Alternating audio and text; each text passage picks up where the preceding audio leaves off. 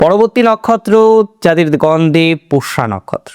পুষ্যা মানেই যে প্রবলেম তা কিন্তু নয়, তবে পুষ্যা নক্ষত্রের জাতক জাতিকাদের অনেক সময় আমরা দেখেছি জীবনচক্রে প্রচুর সমস্যা আসে। কেমন ধরনের সমস্যা? দেখুন, পরিবার এদের শত্রু হয়ে যায়।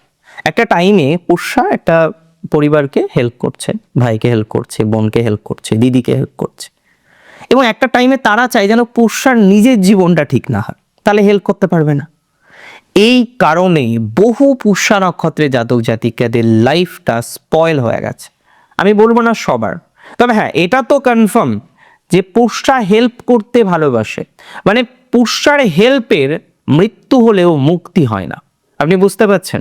পুষ্যা এতটাই হেল্প করতে পছন্দ করে, আর পুষ্যা কাজের মধ্যে থাকতে ভালোবাসে। ওয়ার্কহলিক নেচারটা পুষ্যার মধ্যে প্রচুর পরিমাণে আমরা লক্ষ্য করতে পারি। তবে বর্তমানে পুষ্যা নক্ষত্রের জাতক জাতিকাদের অনেকেরই প্রবলেম হচ্ছে চাকরি নিয়ে।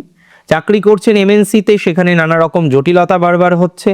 আমি মনে করি যাদের এমএনসিতে চাকরি রিলেটেড সমস্যা বারবার ফেস করছেন, গ্রোথ বাড়বেই, অপরচুনিটিস বাড়বেই, সুযোগ সুবিধা কনফার্মলি বাড়বে।